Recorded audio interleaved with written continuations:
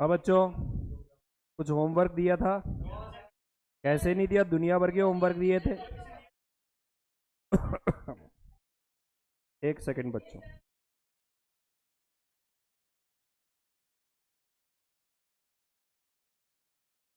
हाँ जी बच्चों, आज नहीं देना सर, एग्रीमेंट हुआ था। अरे हाँ, एग्रीमेंट हुआ था।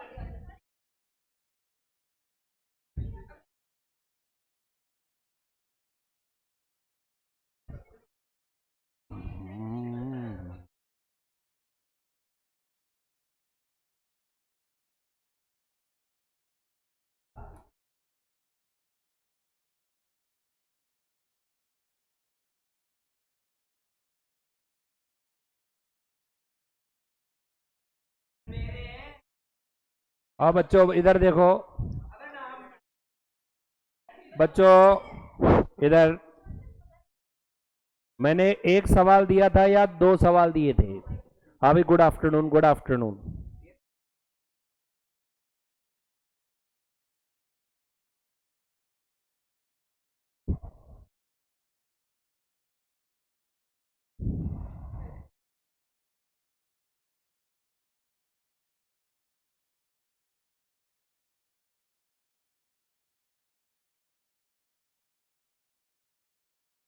हाँ बच्चों, इधर देखिए।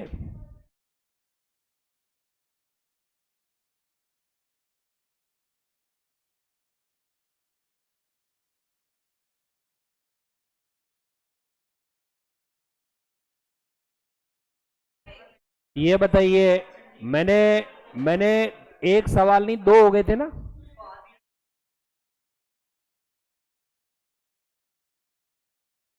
रिकंसिलेशन। तो बच्चों सुनो, जो कर, अगले वीक तक हो जाएगा आराम से।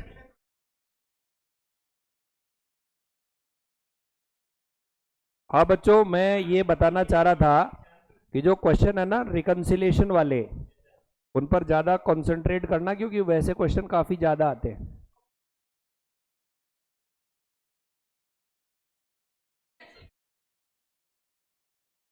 ओके।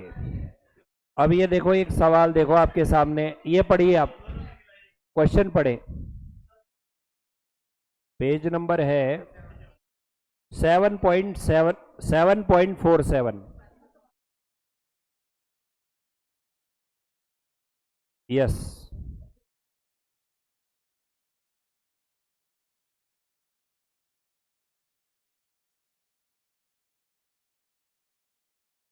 नहीं, ज़्यादा बड़ा नहीं है।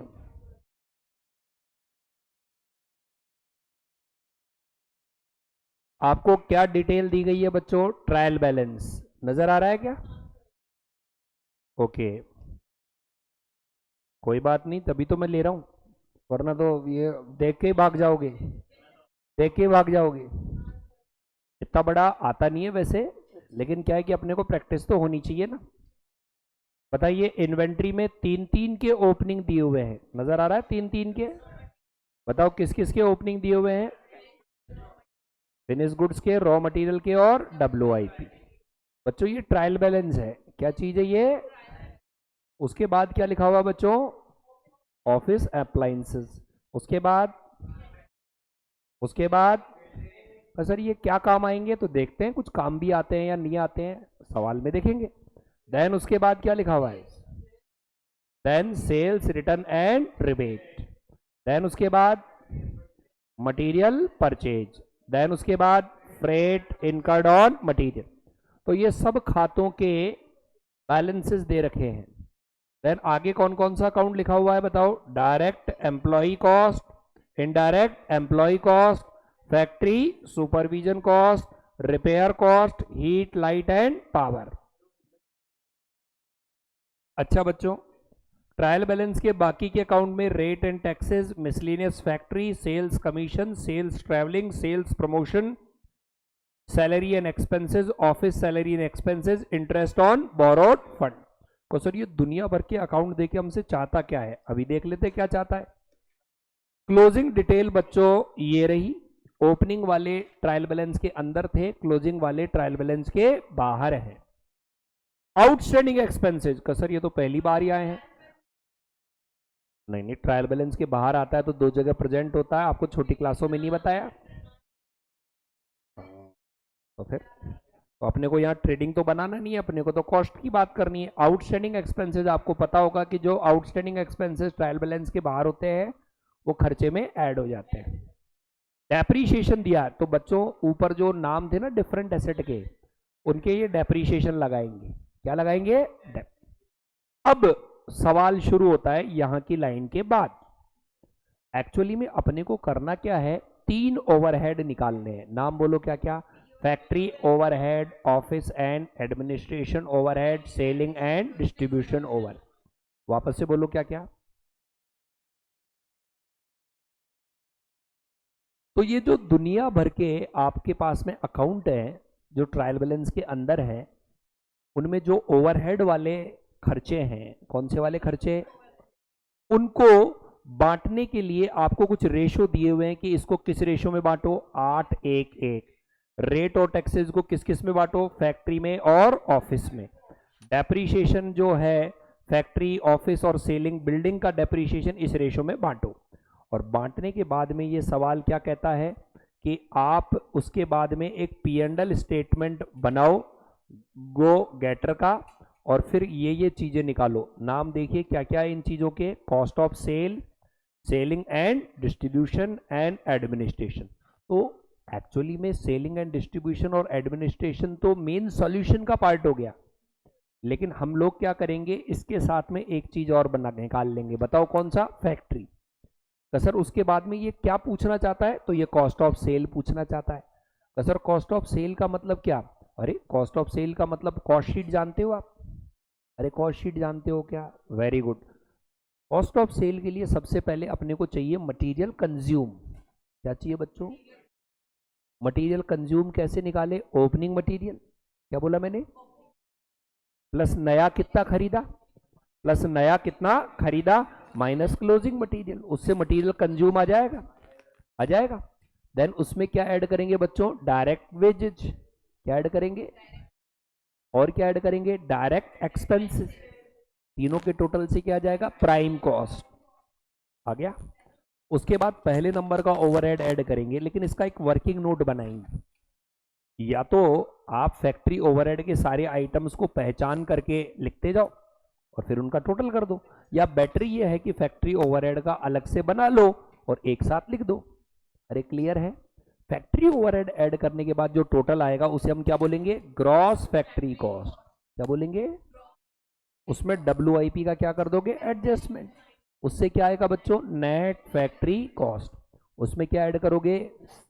AOH। क्या ऐड करोगे? उससे क्या आएगा बच्चों? Cost of production. क्या आएगा? उसमें ओपनिंग FG ऐड करोगे, क्लोजिंग FG, उससे क्या आ जाएगा? COGS। और उसके बाद इसमें क्या ऐड करोगे? SNDOH, तो उसके बाद क्या आ जाएगा? COS। कुछ लॉजिक समझ में आए? चाहता क्या है भाई? सबसे बड़ी दिक्कत इतने बड़े सवाल में बच्चों को ये रहती है कि पता ही नहीं पड़ रहा कहाँ से शुरू करे कहाँ से एंड करे। तो पहले तो आपको ये पता पड़ गया कि ये संजीवनी बूटी लानी है और ये हिमालय पर्वत पर, द्रोणगिरी पर्वत पर मिलेगी, तो वहां से उठा के और लाना है। तो एक बार पता पड़ने के बाद फिर आप इस सवाल को कर भी पाओगे। अब इस सवाल में चक्कर क्या पड़ रहा है कि ये जो इतने सारे हमने नाम बोले हैं, इनमें खूब सारे एडजस्टमेंट है। जैसे AOH या POH या SNDOH एक एक आइटम नहीं है, ये दुनिया भर के खर्चे हैं और वो खर्चों को बांटना और है कि ये फैक्ट्री में इतना गया और AOH में इतना गया और SNDOH में इतना गया। तो बेटर ये होगा कि हम पहले इनका क्या कर देंगे? वर्किंग नोट बना लेंगे। सेम टू सेम यहां पर एक कॉन्ट्राडिक्शन है। क्या है बच्चों? वो कॉन्ट्राडिक्शन वही है जिसको अपन पहले भी अपन देखे थे। बताता हूं आपको। पता है एक सवाल अपन ने किया था बच्चों, जिसके अंदर ये वर्ड पढ़ता हूं मैं। ये क्या लिखा हुआ बच्चों? ये पढ़ो आप। तो आपको याद है POH में कर दिया था अपन ने, करेक्शन करवाया था, याद आया क्या? मैंने करेक्शन करवाया था कि SLC से हटा के इसको कहाँ ले जाओ बच्चों? याद आया? इसमें इन्होंने मटेरियल में ही जोड़ रखा है। तो मैं कह रहा हूँ ना कॉन्ट्राडिक्शन, तभी तो बोला मैंने। और क्या बोला मैंने? मैंने कहा कि ये अपनी जरूरत के हिसाब से इसको क्या कर देता है, चेंज। तो आप ऐसा करना। तो ये क्या चाहता है?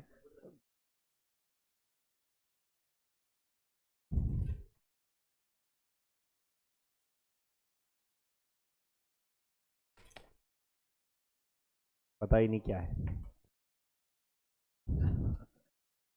आप अपने अकॉर्डिंग इसको, ये कूद के मेरे ऊपर नहीं आ जाए, बस ये दिक्कत है।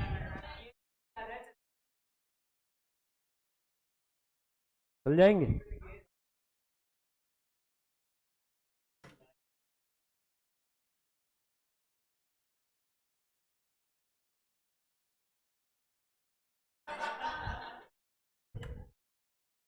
जा ही नहीं रहा है तो।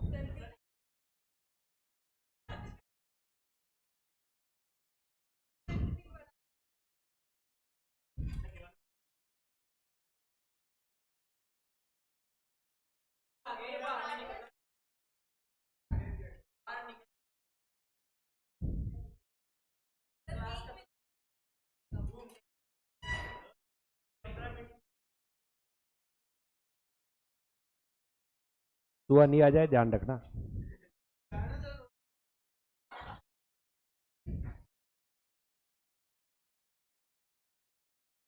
कॉन्ट्राडिक्शन बेटा मैं बता रहा हूं, कॉन्ट्राडिक्शन ये है कि यहां पर ये फ्रेट इनकर्ड ऑन मटेरियल है ना। कौन सी चीज? Freight incurred on material.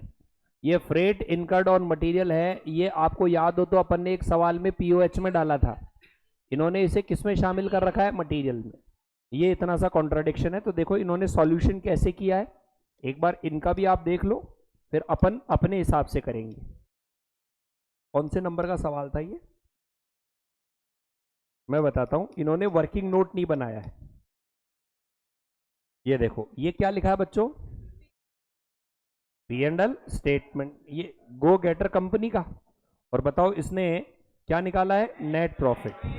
तो नेट प्रॉफिट से पहले इन्होंने क्या निकाला बच्चों? Cost of sale. तो कॉस्ट ऑफ सेल कैसे निकाला है ये देखो आप।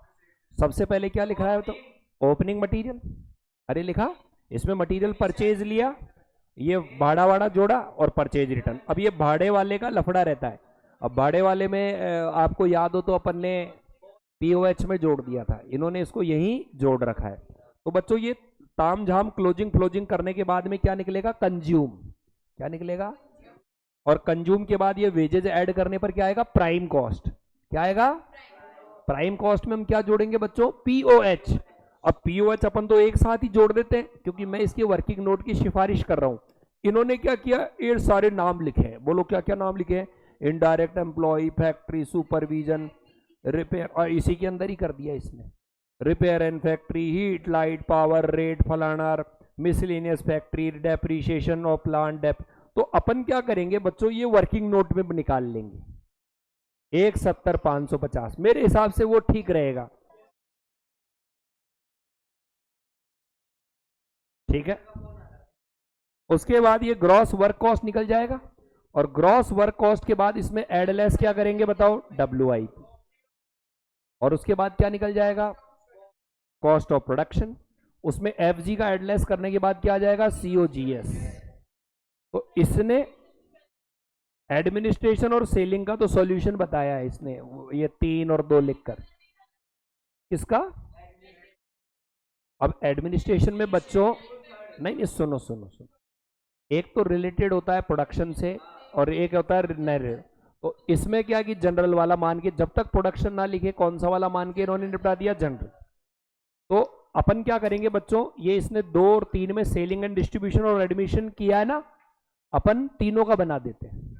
अरे क्लियर है बच्चों? बोलो किस किस का बना देंगे अपन? फैक्ट्री का, और किसका? ऑफिस का, और selling and distribution. Okay, start करें? ठीक।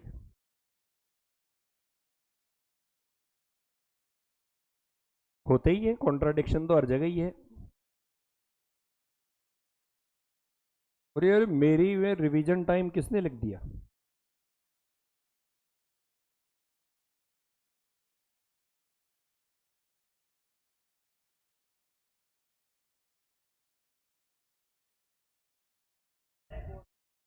ये देखिए,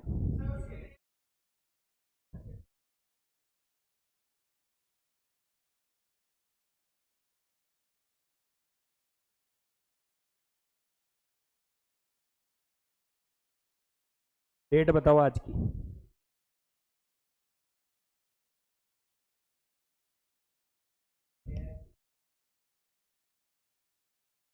और 26/11 तो डेंजर डेट है यार।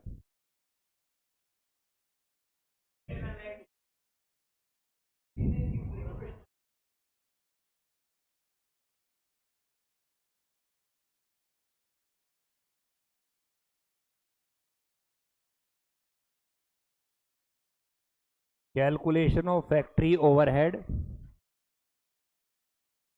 हम्म। हाँ,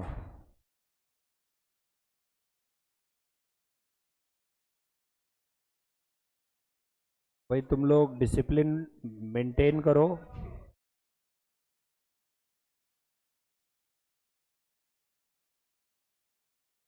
बच्चों, मैं आप लोगों की भलाई के लिए बात कह रहा हूँ, ये हंसी मजाक है वो अच्छा है, लेकिन क्या है कि एक लिमिट तक ही अच्छा है। ये क्या कहीं ना कहीं डिस्ट्रैक्ट करता है आपको अपनी पढ़ाई से। आप समझो बात को। और इसकी कॉस्ट कहीं ना कहीं पे होती है। Calculation of factory overhead, office and administration overhead, selling and distribution overhead. तो बच्चों हमें 3 ओवरहेड निकालने हैं, तो अपन क्या करेंगे, 3 कॉलम बना लेते हैं। आपके क्या है कि इतनी जगह होगी होगी क्या तीनों की? फिर नाम भी लिखने पड़ेंगे इनके, इतनी जगह नहीं बैठ पाएगी। तो मैं 3 बना लेता हूँ, आप लोग 2 का एक साथ बना लेना और तीसरे का अलग बना, या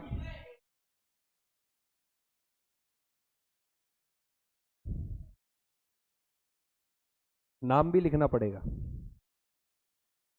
क्यों? हर में अलग अलग भी नाम है, कॉमन नाम थोड़ी का कोई। अरे कॉमन नाम थोड़ी का है। फिर वही बात, कहीं एडमिनिस्ट्रेशन में एक ही है, बाकी वो 2 में नहीं है, फिर क्या करोगे? ऐसे तो बहुत बड़ी शीट बन जाएगी। मैं तो समझ गया।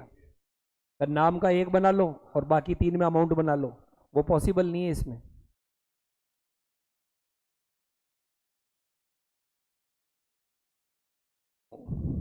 उसमें तो अभी आइटम आ जाएंगे 28 29।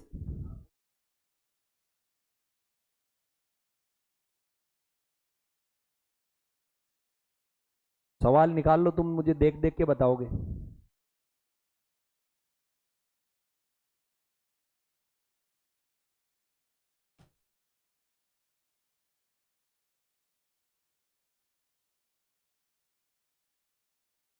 अंदर अमाउंट और नाम ही तो लिखना है।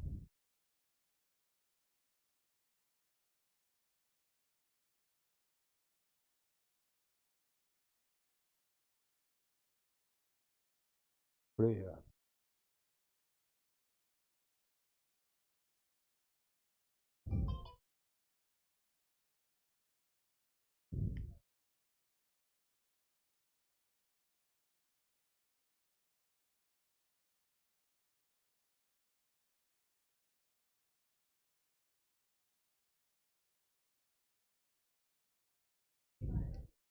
यही वाला है ना? तो बताओ, सबसे पहले office appliances, plant and machinery, building, इनके डेप्रीशिएशन है। अब डेप्रीशिएशन के लिए नीचे देखो रेटे दे रखी है, 5 10 और डेप्रीशिएशन किसका बांटने की बात हो रही है? डेप्रीशिएशन बिल्डिंग का किस किस में बटेगा, देखो आप। बिल्डिंग का किस किस में बटेगा? फैक्ट्री में, ऑफिस में और सेलिंग में। किस रेशो में बटेगा? 8:1:1 में। बाकी में तो है ही नहीं। बाकी में तो देखो आप ऑफिस अप्लाइंसेस में निकालो।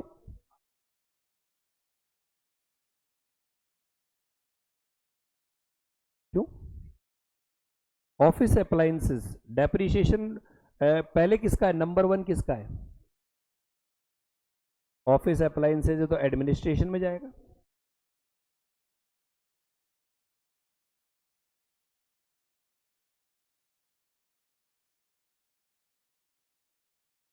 कॉस्ट कितने की है देख के बताओ, रेट बताओ।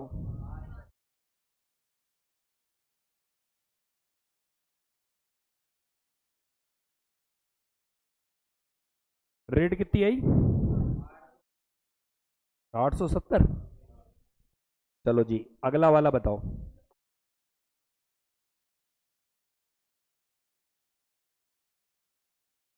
Depreciation of plant and machinery.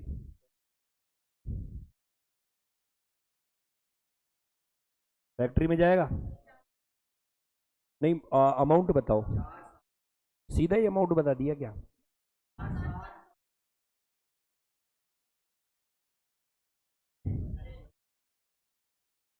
कितना? 46,050। ठीक है बच्चों। अगला, अब ये बंटवारा होगा।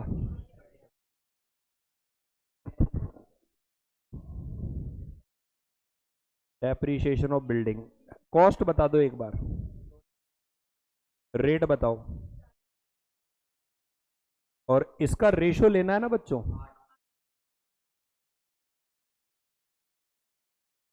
निकाल के बताओ, है ना बच्चों। और यहां पर हो जाएगा डेप्रिसिएशन ऑफ बिल्डिंग 2 लाख का 4% से 1/10, 800। और इधर भी आ जाएगा डेप्रिसिएशन ऑफ बिल्डिंग, सीधा 800 ही लिख देता हूं अब तो।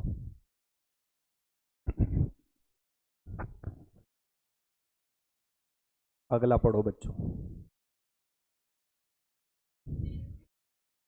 सेल्स रिटर्न तो अपन रेवेन्यू में ले लेंगे, छोड़ो। मटेरियल परचेज वहां ले लेंगे, आगे बोलो। फ्रेट मटेरियल का ले लेंगे, आगे बोलो। परचेज रिटर्न भी नहीं आएगा, डायरेक्ट एम्प्लॉय कॉस्ट भी नहीं आए। इनडायरेक्ट एम्प्लॉय, बच्चों बताओ, इनडायरेक्ट एम्प्लॉय आएगा? बताओ कितना आएगा?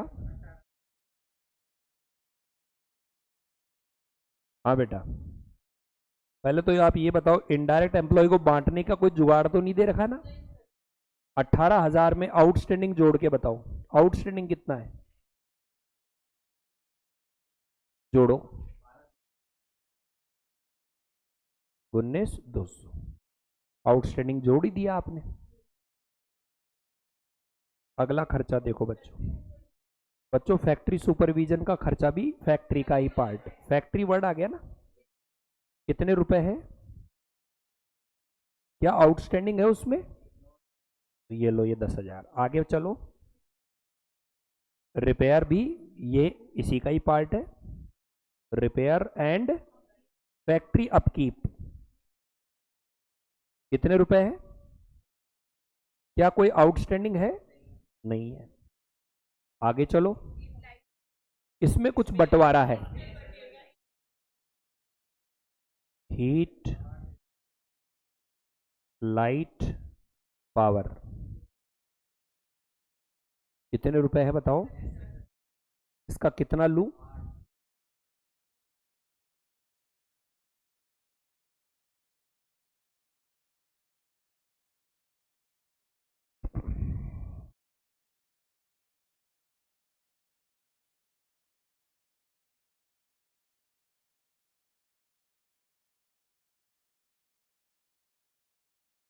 हम्म, 6,500। आगे चलो, heat light,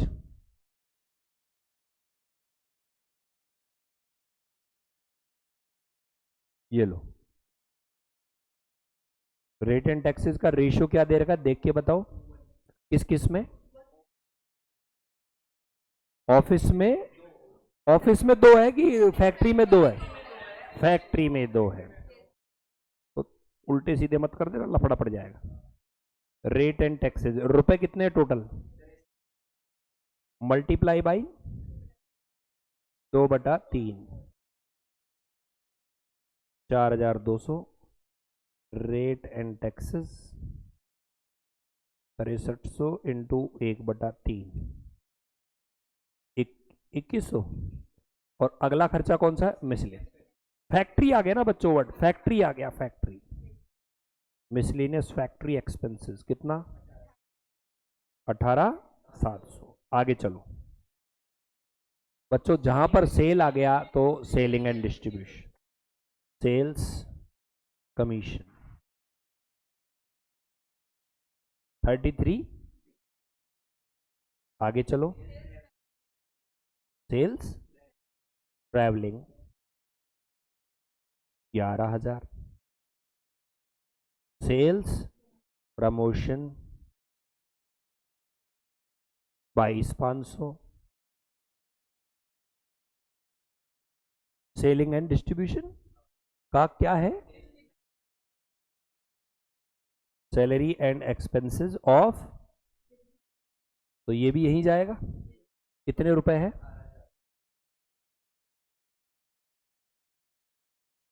salary of office. बच्चों ये इंटरेस्ट ऑन बोरोड किसी का पार्ट नहीं होता, ये प्रॉफिट में से लेस होगा। और बोलो, हो गया? अब टोटल मारो,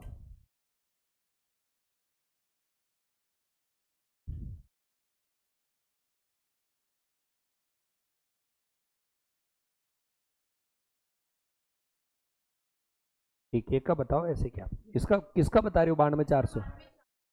पहले तीसरा बताओगे, किसका, पहले का?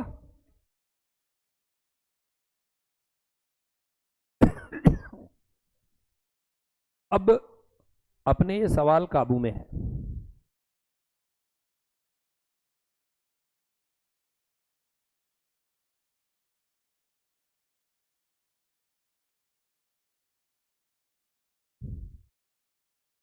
है काबू में।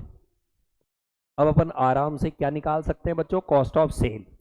यदि आपको और भी इसको आसान करना है तो मटेरियल कंज्यूम भी निकाल लो, लेकिन अब एक और वर्किंग नोट बना के क्यों फालतू में अपन करें, अपन सीधा मटेरियल कंज्यूम वहीं कर दें, है ना। तो मेन सॉल्यूशन में आप क्या क्या निकालेंगे, कॉस्ट ऑफ सेल, ठीक है ना, ओके।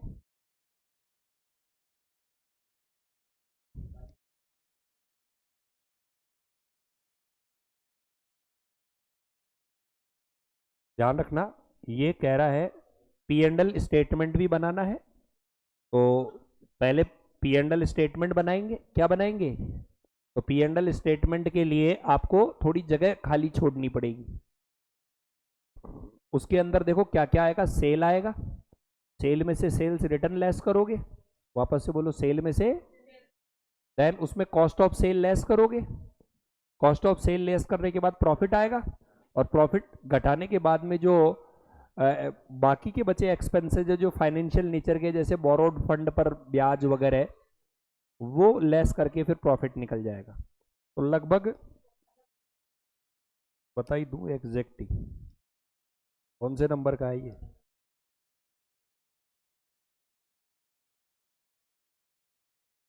चौथा है क्या ये, तो 1 2 3 4 5 6 7 8,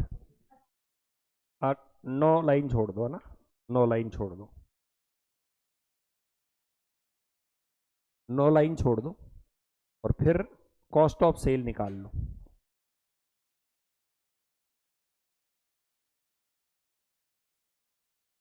स्क्रॉल ही नहीं होता हमारे,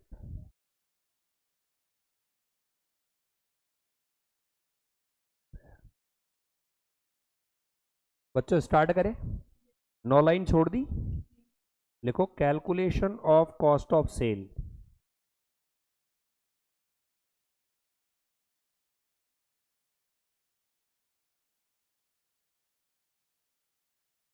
सबसे पहले अपने को क्या निकालना पड़ता है बच्चों, कंज्यूम, और उसके लिए अंदर की तरफ अपन वर्किंग नोट ऐड लेस करते जाएंगे ना, आउटर कॉलम में तो कंज्यूम ही डालेंगे।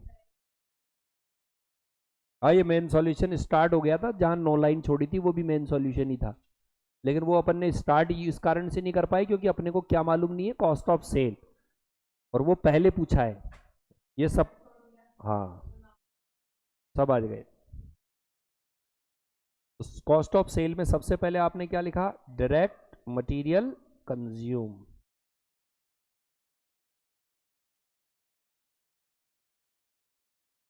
बच्चों ओपनिंग मटेरियल दिख रहा है आपको कितना, और परचेज दिख रहा है कितना? 320। फ्रेट ऑफ मटेरियल ऐड होगा या लेस होगा? ये रिटर्न है क्या मटेरियल? पहले रिटर्न ऑफ मटेरियल तो करो भाई। 4,800 और क्लोजिंग मटेरियल 1,80,000।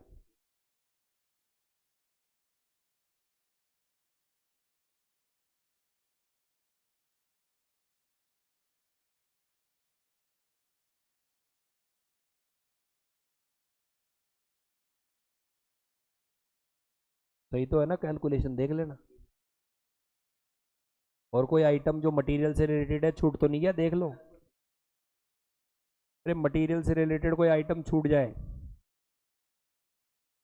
कोई खर्चा, duty, custom duty, import duty, वो देख लेना। हाँ आगे बताओ। डायरेक्ट वेजेज क्या लेबर फेबर नाम छपा हुआ है क्या? देखो ट्रायल बैलेंस में।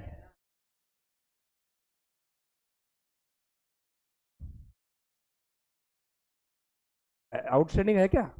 ध्यान रखना, शाबाश। पूरा सवाल हो जाएगा और वो आउटस्टैंडिंग छूट जाएगा। कितने रुपए का है? और आउटस्टैंडिंग कितना है? कितना हो गया? कोई डायरेक्ट एक्सपेंसेस है? ऐड करो।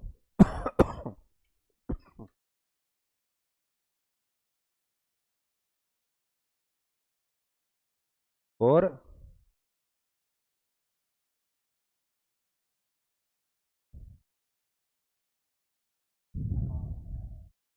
क्यों?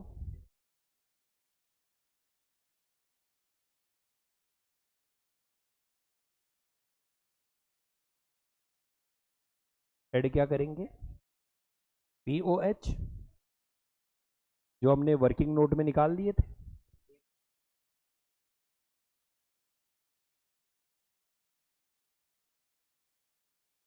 टोटल कर दो।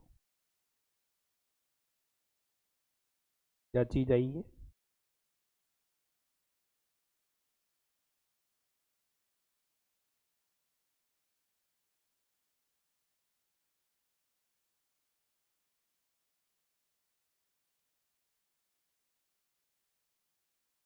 Gross factory cost.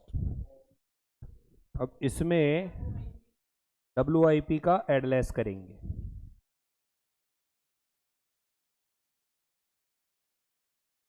बच्चों एक बार सॉल्यूशन देख लेना, अपन ताबड़तोड़ किए जा रहे हैं, गड़बड़ हो गई तो लास्ट तक टोटल गड़बड़ होगा।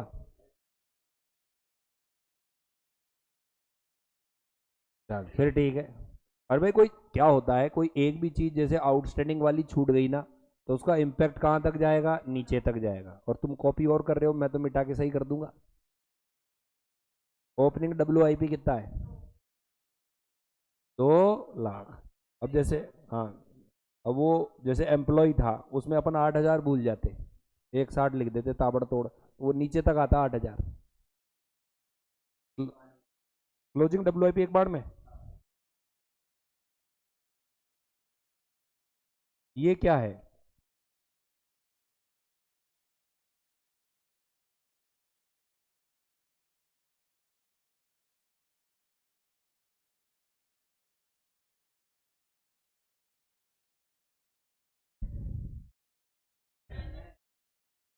अरे क्या कर रहे हो तुम लोग?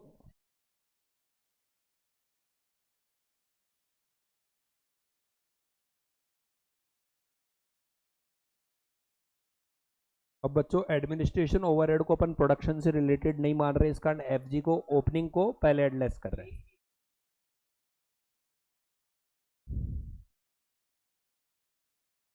ये तो बच्चे एडलेस कर रहे हैं, बाकी कई जगह तो सब भगवान भरोसे ही चलता है, टोटल के बाद पता चलता है।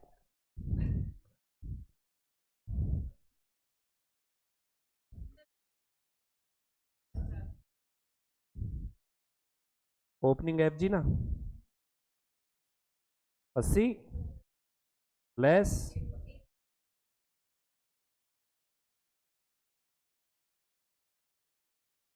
क्या चीज है ये? Cost of. अब इसमें एक साथ दो ओवरहेड जोड़ोगे, कौन कौन से?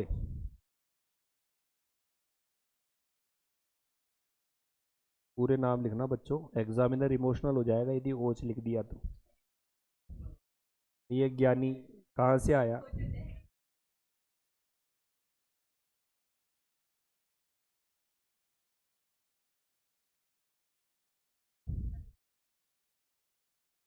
ये निकाल लिया ना अपन ने।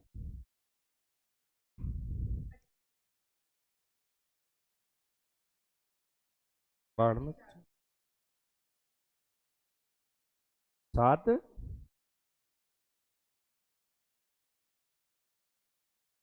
सही है। 13 भी है, 14 भी है, एक एक बोलो।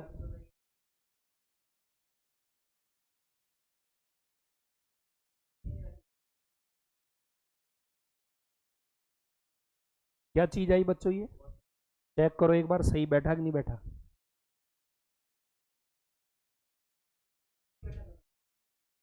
7 14 0 20। अब अपन ने वो जो लाइन छोड़ी है ना बच्चों, उसको यूज करेंगे।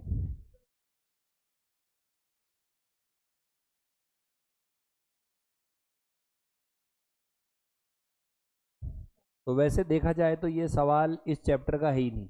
इसमें किया क्या है अपन ने, कॉस्ट शीट बनाई। लेकिन क्या ये बड़ा सारा सवाल है?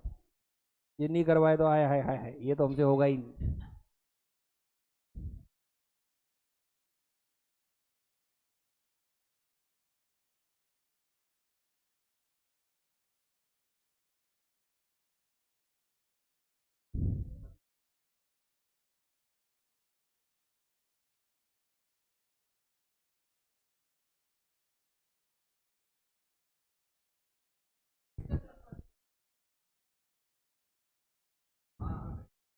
आंसर दे रहे?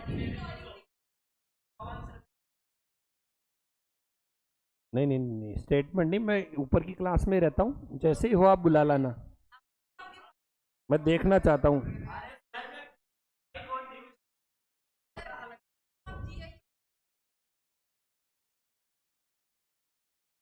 कौन? वो है। अच्छा।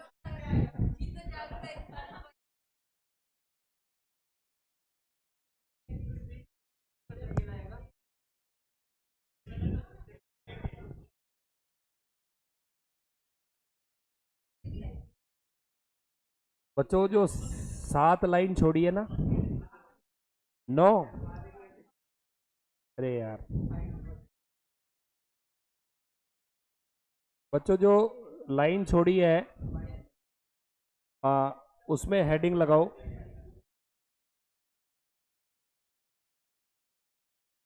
अरे बच्चों सवाल की हेडिंग देखो आप, पेपर में ऐसे पता चलेगा।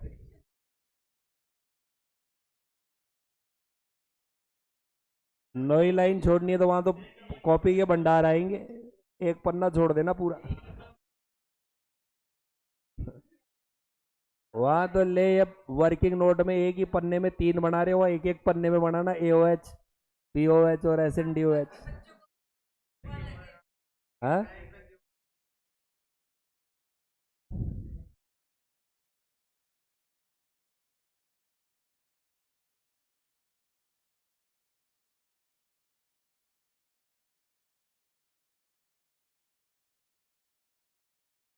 भाई मैं सिर्फ इतना कहूंगा कि आप लोग जो भी लिखे ना एग्जाम में, उसका फॉन्ट साइज थोड़ा सा बड़ा रखना। अरे वो स्कैन होती है कॉपी, तो एग्जामिनर को साफ दिखना चाहिए, क्योंकि वो कंप्यूटर पर चेक करेगा, आपकी कॉपी नहीं देखेगा वो।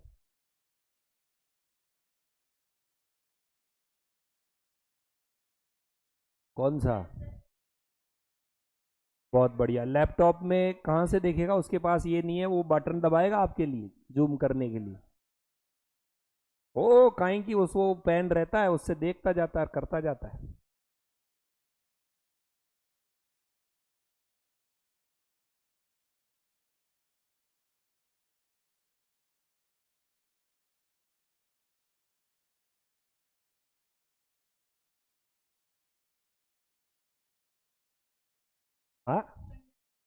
कंडेंस का मतलब होता है संक्षिप्त, समराइज्ड।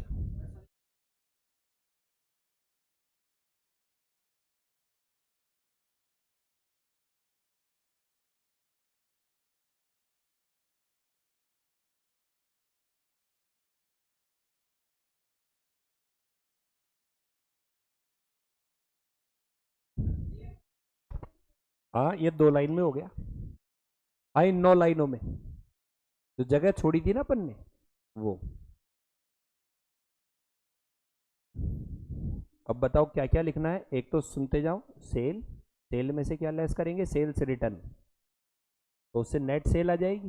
नेट सेल में क्या लेस करेंगे, कॉस्ट ऑफ सेल, उससे क्या आ जाएगा, ग्रॉस प्रॉफिट। और उसमें वो इंटरेस्ट ऑन समथिंग क्या था, वो बोरोइंग फॉरोइंग, वो लेस करके नेट प्रॉफिट करो अंदर वाले कॉलम में। सेल्स रिटर्न है कि नहीं है शायद।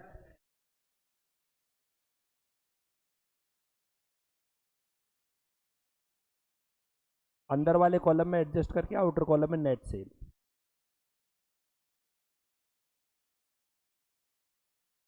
ओम।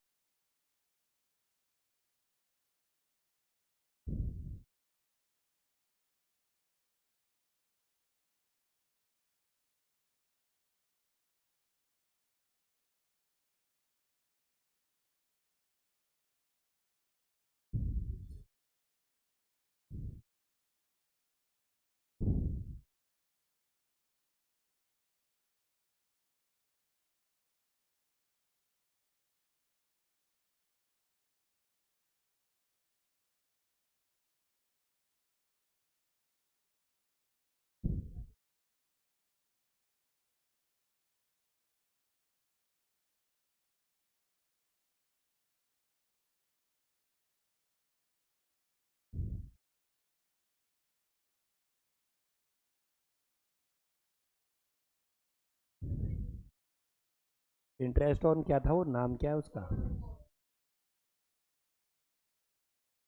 है क्या आउटस्टैंडिंग।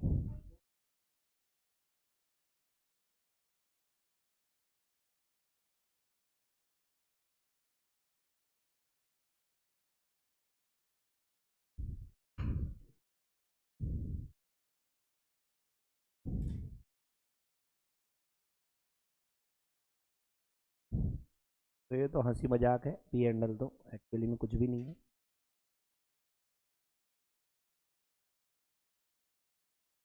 आउटस्टैंडिंग का भी लफड़ा है, वो देख लेना। अरे ये तो आसान है यार, इसमें क्या चीज़ है।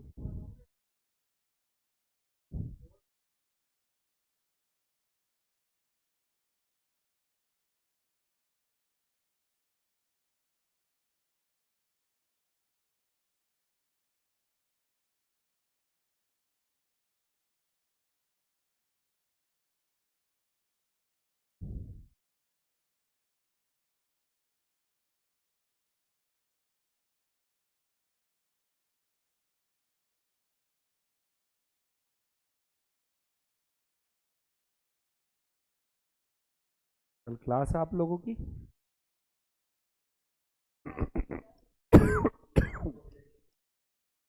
डन हो गया भाई, मेरे को भी बता दो भाई डेटा एक बार। सेल का बताओ। 768 14।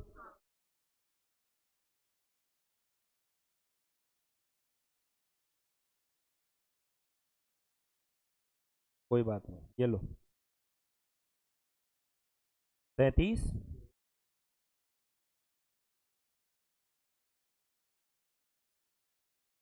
बोरोइंग का अलग अलग बताओ।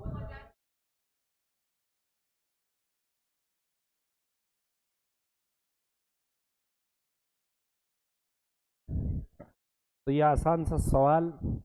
और ये वैसे देखा जाए तो इंटीग्रेटेड नॉन इंटीग्रेटेड से रिलेटेड नहीं है, क्योंकि इसमें तो कॉस्ट शीट बनाने के लिए पूछा है। पता नहीं इस चैप्टर में क्यों डाला है, लेकिन क्या लंबा चौड़ा सवाल देख के आधों की तो गिग्गी वैसे बन जाती। तो सर ये वाला सवाल देखो, पूरा 1.5 पन्ने का, 2 पन्ने का।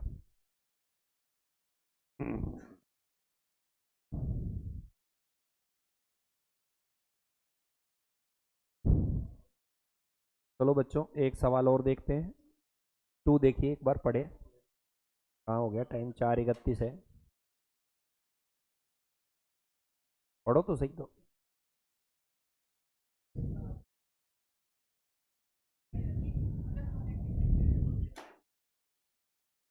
A company operate historic job costing system which is not integrated, not integrated with the financial account। ठीक है, तो at the beginning of the month the opening balance in cost ledger were, बताओ क्या क्या नाम है। SLC, WIP, finish goods, building construction, और क्या नाम लिख रखा है, नॉट इंटीग्रेटेड। तो बच्चों इसके अंदर एक स्पेशल अकाउंट इन्होंने और खोला है, और उस स्पेशल अकाउंट को देख करके आप इमोशनल मत हो जाना। बताओ क्या नाम है इस अकाउंट का, बिल्डिंग कंस्ट्रक्शन अकाउंट। तो है, रहने देना। नहीं, GLA अलग से दिया है, GLA तो ये रहा नीचे, ये एक अलग और अकाउंट है। क्या नाम है इस अकाउंट का, बिल्डिंग कंस्ट्रक्शन अकाउंट। इसको अलग से इसने क्रिएट किया है, कोई बात नहीं, क्रिएट किया है तो। वैसे अपन ऐसा अकाउंट कोई क्रिएट नहीं करते, क्योंकि रियल अकाउंट अपन क्रिएट ही नहीं करते, लेकिन ये कर रहा है, ठीक है। During the month of following transaction took place, है ना, आपको बोलना है एंट्री तसल्ली से। वो अपना पेन था, वो जाने कहाँ गया, ये पेन लिखने वाला, ये सर्च बार में गया।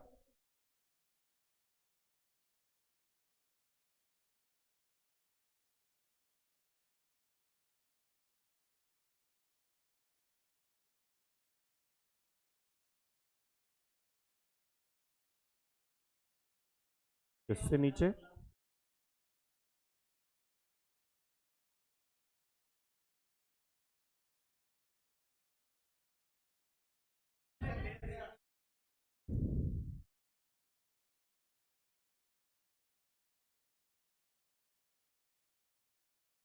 अच्छा ये वाली क्या, तुम लोग भी है, ये तो पेन चल रहा है क्या, EPIC।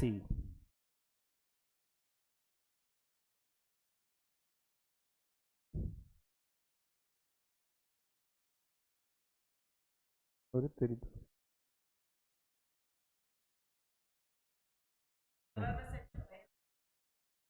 जहाँ चला संतों ने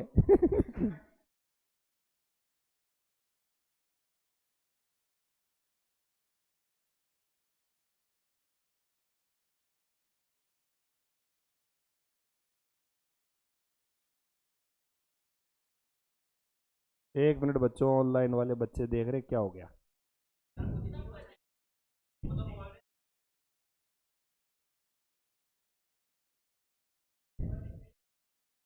आ गया आ गया आ गया, आ गया भाई, आ गया आ गया भाई, आ गया। अच्छा, अब बच्चों बच्चों मटेरियल परचेज की एंट्री बोलो। मटेरियल परचेज की एंट्री क्या होगी, क्योंकि SLC टू GLA।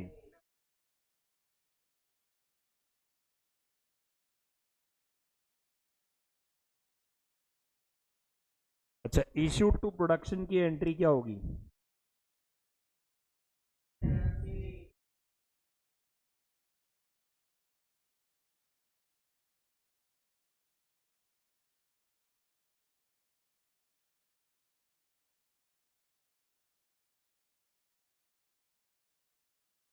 आज पेन ही नहीं चल रहा यार, ये पेन को क्लिक कर दिया, ये अब ये ले कर दिया, ये भी कर दिया, अरे ये चला रहा हूँ, कोई बात नहीं। परचेज की एंट्री तो SLC टू GLA कर दिया। इशूड टू प्रोडक्शन की एंट्री क्या होगी, WIP to S। Factory maintenance की पोच टू SLC, पोच to SLC। Then issued to building construction, तो बिल्डिंग कंस्ट्रक्शन टू SLC। अरे क्लियर है, कितनी एंट्रियां हो गई, 4 एंट्रियां हो गई। चल जा, चल जा, ये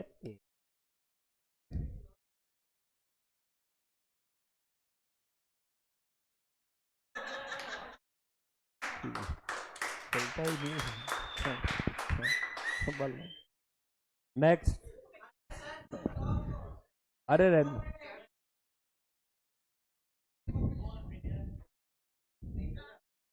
ग्रॉस वेजेस पेड, हाँ, ग्रॉस वेजेस पेड की एंट्री क्या होगी? अच्छा एक मिनट, वापस बताते हैं, WC टू GL, और इनडायरेक्ट वेजेस की पोच टू WC, और बिल्डिंग कंस्ट्रक्शन की WC, ठीक है।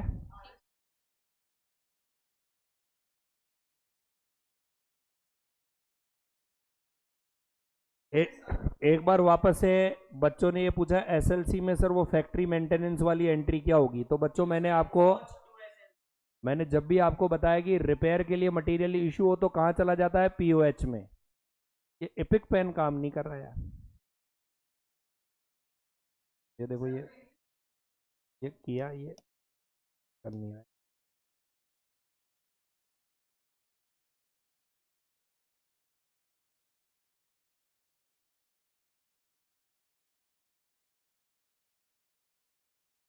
एक मिनट बच्चों, ऑनलाइन वालों, एक मिनट, कुछ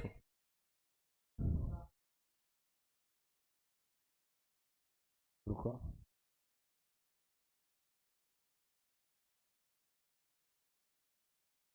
और बहुत तगड़ा होगा, ठीक है, चलो चलो, अरे रुको रुको रुको, हाँ, रुक जाओ भाई। बच्चों परचेज की एंट्री क्या होगी? SLC टू GL, हो गई ये एंट्री। इशूड टू प्रोडक्शन की WIP to SLC, issued to factory maintenance की POS टू SLC। बताओ बच्चों, इसमें किसी को कोई डाउट है क्या? ऑनलाइन वाले बच्चों, POS टू WC नहीं होगी क्या? अरे बेटा मटेरियल है ना ये, अरे ये वाली, नीचे वाले की देखते हैं, नीचे वाली बिल्डिंग कंस्ट्रक्शन की एंट्री क्या होगी? Building construction to SLC। अब आप देखो ग्रॉस वेजेस पेड की क्या होगी? WC to GLA। Indirect wages की पोच account debit to WC। Building construction की तो WC। ऑनलाइन वाले बच्चों यहां तक किसी को कोई डाउट हो तो बताओ, यहां तक किसी को कोई डाउट हो तो बताइए। क्लियर है? बिल्कुल क्लियर, ओके ओके। भाई हटाता हूं मैं। अब बच्चों वर्क ओवरहेड नजर आ रहा है? वर्क ओवरहेड में पहला वर्ड क्या लिखा हुआ पढ़ो, इनकर्ड की एंट्री क्या होगी? POH account debit to, POH है ना बेटा, POH है, POH account debit to GLA या CLC, GLA CLC जो भी नाम दिया है इन्होंने, ठीक है भाई। ये GLA लिखे तो आप GLA लिख देना, ये CLC लिखे तो CLC लिख देना, ये बहु लिखे तो बहु लिख देना, ये बींदड़ी लिखे तो बींदड़ी लिख देना, जो ये कहे वो लिख देना भाई। हाँ, हाँ। आप अपने हिसाब से इसको चेंज मत करना, ओके। आप आगे देखो, फैक्ट्री ओवरहेड के बाद में ये एक्सक्लूडिंग अबव आइटम के अलावा है, यानी वो वाले ओवरहेड इसमें शामिल नहीं है।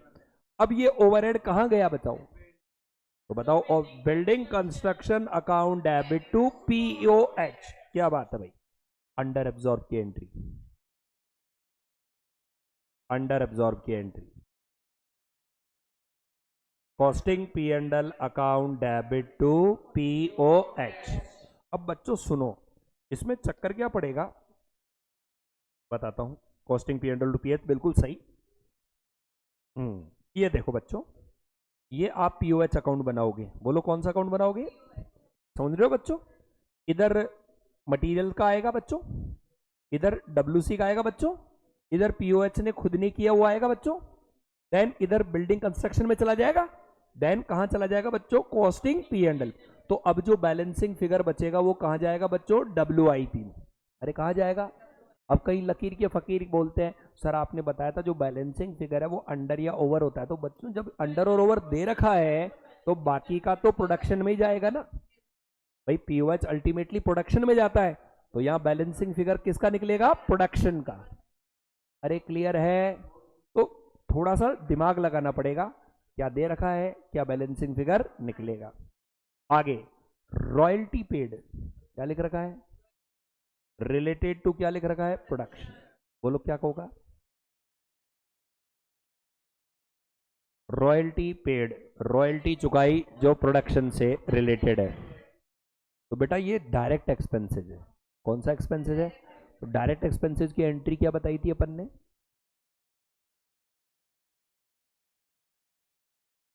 नहीं, डायरेक्ट एक्सपेंसेस की एंट्री क्या की थी? एक्सपेंसेस नहीं की थी। कोमल का आंसर एकदम सही है। WIP account debit to GLA। इसमें चेक करो इन्होंने यही लिखा है क्या कि अलग से अकाउंट बना है?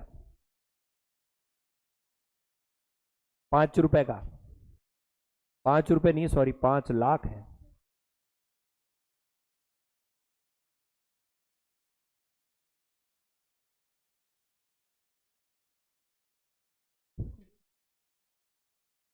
खाता खोल दिया? ये बदमाश है बेटे। रॉयल्टी अकाउंट खोल रखा है, अब ये नंबर नहीं काट ले यार, तुम भी खोल ही देना। वैसे अल्टीमेटली ये इफेक्ट क्या आएगा? WIP account debit to GLA। लेकिन यदि इन्होंने रॉयल्टी का एक नंबर रख दिया तो अपने लगे हाथ एक नंबर कट जाएगा। हाँ, रॉयल्टी टू GLA। फिर अल्टीमेटली रॉयल्टी कहां चला जाएगा? WIP। अब वो क्या है कि आप ये डिसीजन है ना एग्जाम में, ये क्या नंबर्स पे लेना। यदि आपके पास में नंबर 5 7 8 का ही हो तब तो उड़ा देना, और यदि 10 12 नंबर का हो तो रॉयल्टी अकाउंट खोल लेना। एज वेल एज आपके पास बचा हुआ समय, आपके पास कितना टाइम बचा हुआ है उसके बेसिस पर आपको ये डिसीजन लेने चाहिए। ठीक है ना? इसके बारे में आपको वहीं ग्राउंड पर ही डिसीजन लेना पड़ता है।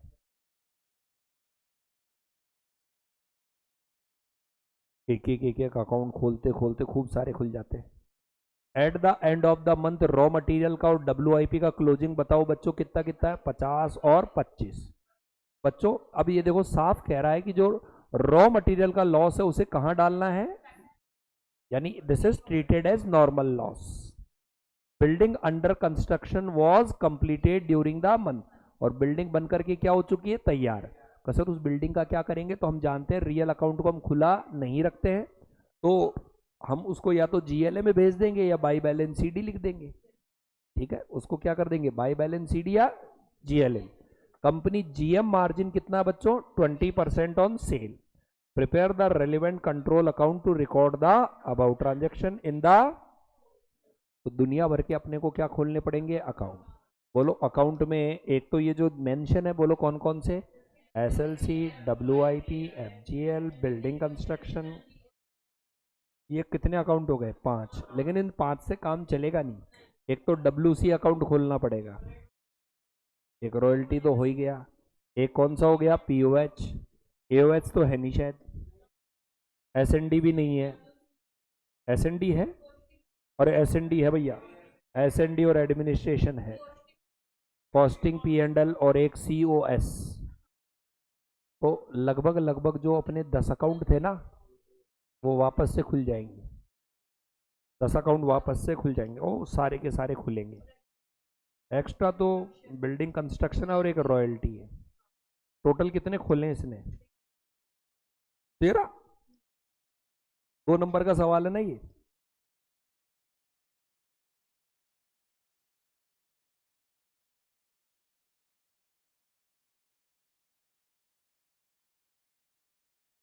ओहो हो।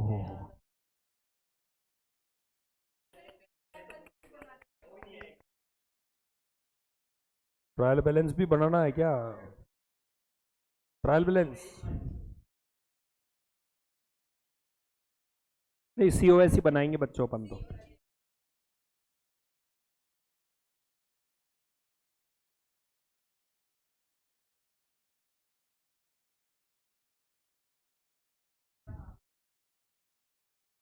तो ऐसा करते हैं, जितने सवाल जितने ये वैसे पूरा तो हो नहीं पाएगा, आधा अधूरा फिर दिक्कत देगा।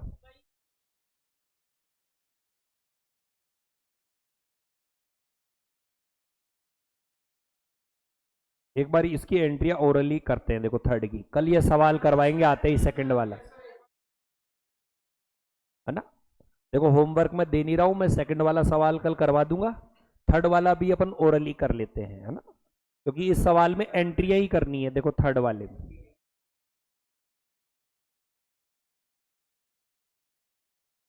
पीओएच के अकाउंट का बैलेंस वाला वापस बता दो। अच्छा अच्छा, एक मिनट अभी लो।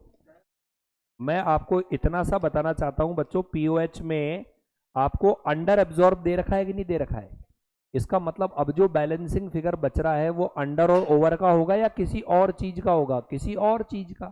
तो वो और चीज कौन सी होगी, पीओएच जो कहां चार्ज करेगा, डब्ल्यूआईपी पर। मैं बस इतना ही बोल रहा हूं कि जनरली मैंने क्या लिखवा रखा है आपको कि जो भी बैलेंसिंग फिगर बचे वो पीओएच का क्या होता है, अंडर या ओवर। अब यहां अंडर और ओवर तो रेडीमेड दे रखा है, तो इसका मतलब किसी और चीज का है ये, वो डब्ल्यूआईपी में जो गया उसका है। क्या ये बात समझ में आ गई?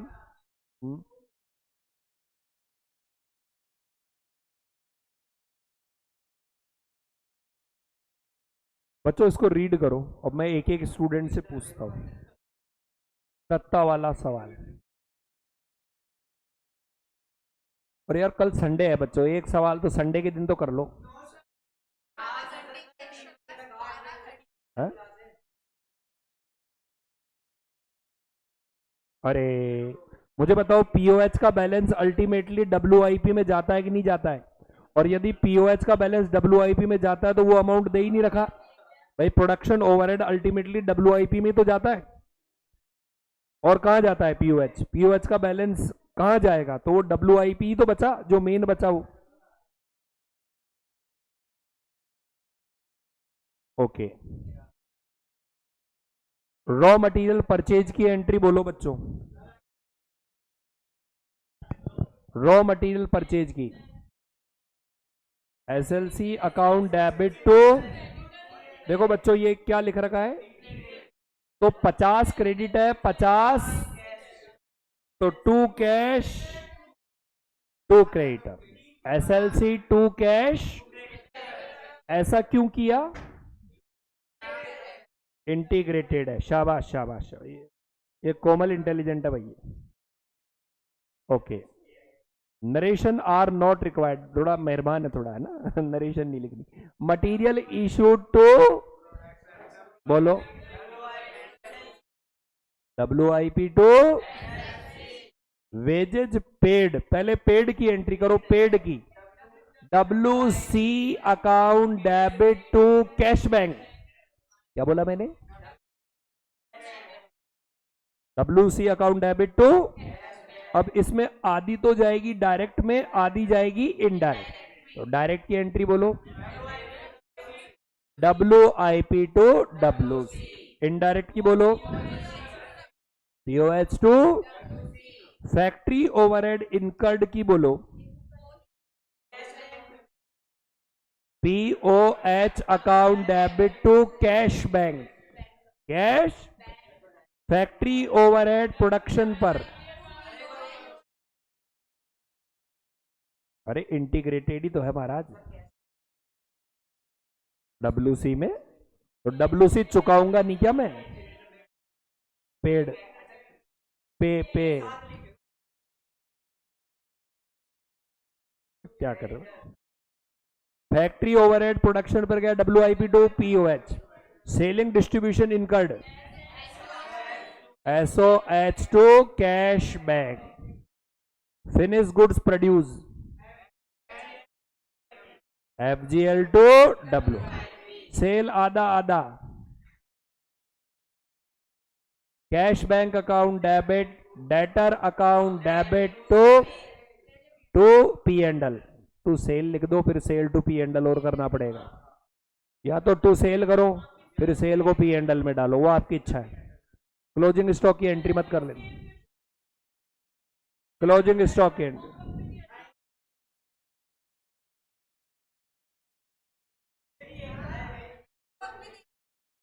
होमवर्क में दे दिया? मैंने कब दिया था होमवर्क? नहीं, अंदर ये वाला, ये तो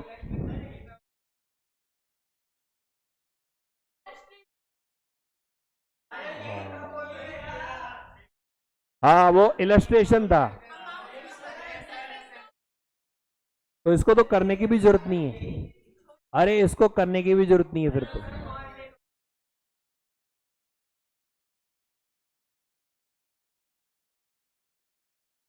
चलो ठीक है बच्चों, नहीं वो वाला सवाल करा देंगे, बिल्डिंग वाला। वो कर लाओगे क्या तुम, बिल्डिंग कंस्ट्रक्शन वाला? नहीं, एक और सवाल करवा देंगे।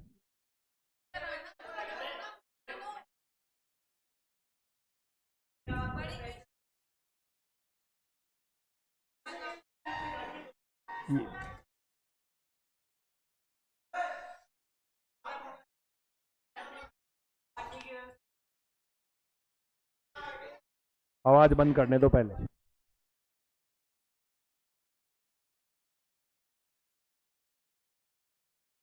की एंट्री होगी बच्चों, cash account debit, debtor account debit to sale, और फिर sale to P and L. हाँ, sale to P and L की जगह cash debtor to P and L भी कर सकते हो। ठीक है हरिओम,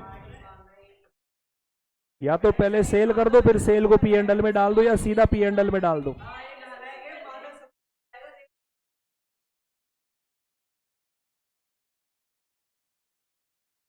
अरे वो सेव कर देना।